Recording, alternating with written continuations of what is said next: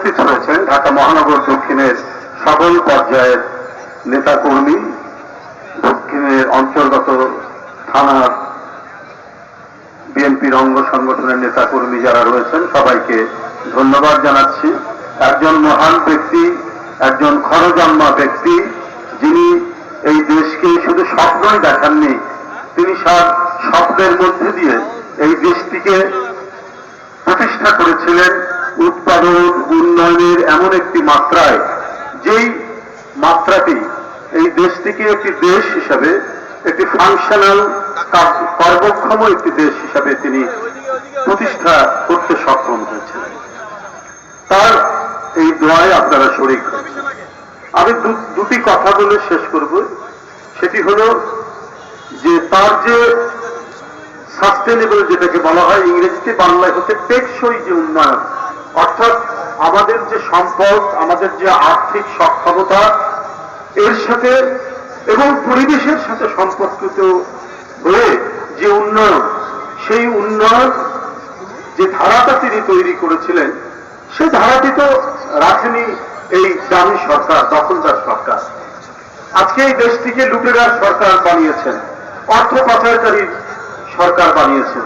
তারপরেও খুব ক্ষীণে হলেও দেশটা টিকে আছে। যে টিকে থাকার যে মূল কারণ কি, সেটাও তো আমাদের অবদান। সেটা কি? সেটা হচ্ছে এই যে তৈরি পোশাক রপ্তানি এবং ম্যান পাওয়ার রপ্তানি। তার যে খাল কাটা, তার যে কৃষি বিপ্লব, তার যে শিক্ষা বিপ্লব, তার যে শিল্প বিপ্লবের যে অল্প 4.5 বছরের মধ্যে যে বিপুল তরঙ্গ তৈরি করেছিলেন, বাংলার এক প্রান্ত থেকে আরেক প্রান্তে যে অনবদ্য অবদান রেখেছেন, সেইটিকে ভেঙে চুরে এবং সর্বোপরি একটি জাতির যে সার্বভৌমত্বের অন্তর্গত শক্তি, সেই শক্তিকে দুর্বল করেছেন শেখ হাসিনা। সেই শক্তিকে দুর্বল করার পরও এই বাংলাদেশ যতটুকু টিকে আছে, সেটাও জিয়াউর রহমানের অবদান। সেই অবদানের উপরে এখনো বাংলাদেশ টিকে আছে। বন্ধুরা আমার, একটি দেশের একটি গণতান্ত্রিক সরকারের রাষ্ট্রপতি তিনি যদি ব্যক্তিগতভাবে সততার একটি উচ্চ পর্যায়ে থাকেন, একটি হিমালয়ের পর্বতে যিনি অবস্থান করেন সততার দিক থেকে, সেটাও তো আজকে বিএনপির নেতা কর্মীদের পথ চলার জন্য, সংগ্রামের জন্য একটা বিরাট অন্তর্গত প্রেরণা। আমরা সেই প্রেরণায় পথ চলি।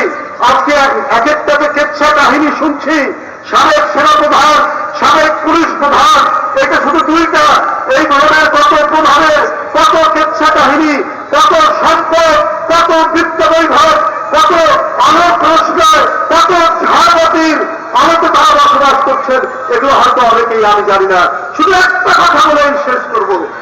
এক মহাত্তম রাষ্ট্রপতি, দেখুন তার অন্তর্গত স্বচ্ছতা, তার সততার উচ্চতা।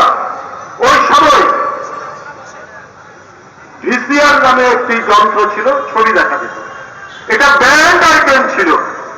রাষ্ট্রপতি বিদেশ সফরে গেছেন, তার একজন